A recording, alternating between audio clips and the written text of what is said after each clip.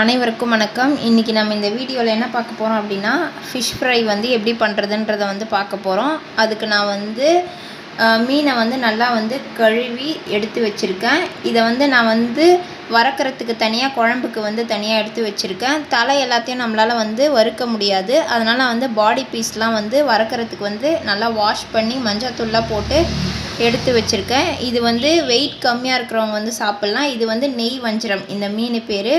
இது வந்து அந்த அளவுக்கு வந்து முள் இருக்காது. அதனால் நம்ம வந்து 3 வயசுக்கு மேலே இருக்க குழந்தைங்களுக்கு வந்து நம்ம இந்த மீனை வந்து குக்கரில் வேக வச்சோ, இல்லை வந்து காரம் சாப்பிட்ற குழந்தையாக இருந்தால் ஃப்ரை பண்ணி கூட வந்து எண்ணெய் ஊற்றாமல் கொடுக்கலாம்.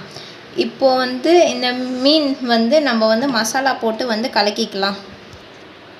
இப்போ வந்து நான் ஃபிஷ் ஃப்ரைக்காக வந்து நான் வந்து ஒரு 2 டேபிள் ஸ்பூன் வந்து மிளகாத்தூள் வந்து ஆட் பண்ணிக்கிறேன். அதுக்கப்புறம் கடையில் வாங்கின மசாலாத்தூள், அதாவது வறுக்கிற மசாலாத்தூள் வந்து ஃபிஷ் ஃப்ரை இதுன்னு சொல்லிட்டு கேட்டு அது வந்து ஒரு டேபிள் ஸ்பூன் வந்து நான் ஆட் பண்ணிக்கிறேன். அதுக்கப்புறம் வந்து தேவைக்கேற்ப வந்து உப்பு ஆட் பண்ணிக்கலாம். நம்ம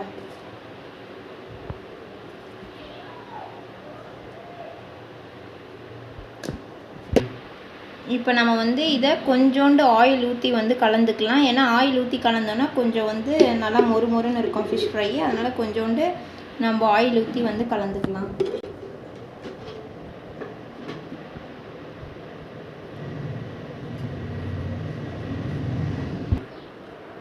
நம்ம வந்து சும்மா லைட்டாக வந்து தண்ணி ஆட் பண்ணிக்கலாம்.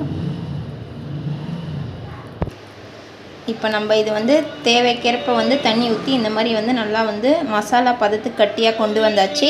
இப்போ நம்ம வந்து ஒவ்வொரு மீனையும் வந்து எடுத்து தனித்தனியாக வந்து தடவி வச்சுக்கலாம்.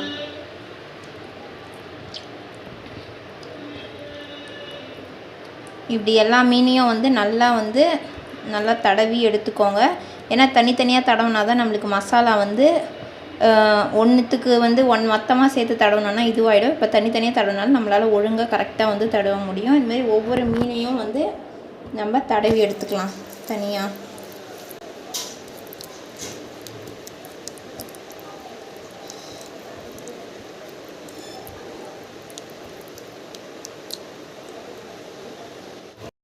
இப்போ நம்ம இந்த எல்லா மீன் பீஸையும் வந்து நம்ம நல்லா வந்து மிளகாத்தூள், மீன் மசாலா எல்லாம் போட்டு வந்து நல்லா கலந்து வச்சாச்சு. இது நல்லா வந்து 1 மணி நேரம் வந்து ஊற வச்சுக்கலாம். 1 மணி நேரம் ஊற வச்சதுக்கப்புறம் நம்ம வந்து எப்படி வறுக்கிறதுன்றதை வந்து பார்க்கலாம்.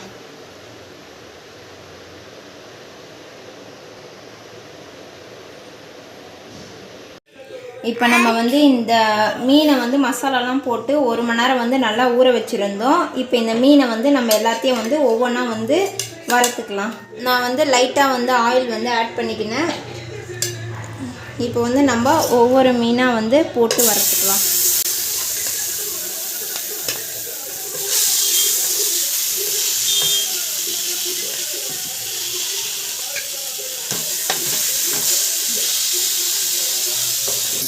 மேலே வந்து நம்ம லைட்டாக வந்து ஆயில் ஆட் பண்ணிக்கலாம்.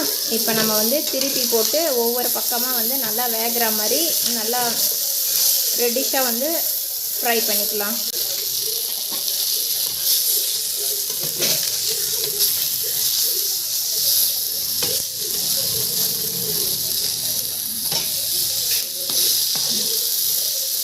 இப்போ இந்த மீன்லாம் வந்து நல்லா ப்ரௌனிஷாக வர மாதிரி நம்ம வந்து ஃப்ரை பண்ணிக்கணும். இப்போ இது எல்லாமே வந்து நல்லா வெந்துட்டுருக்கு.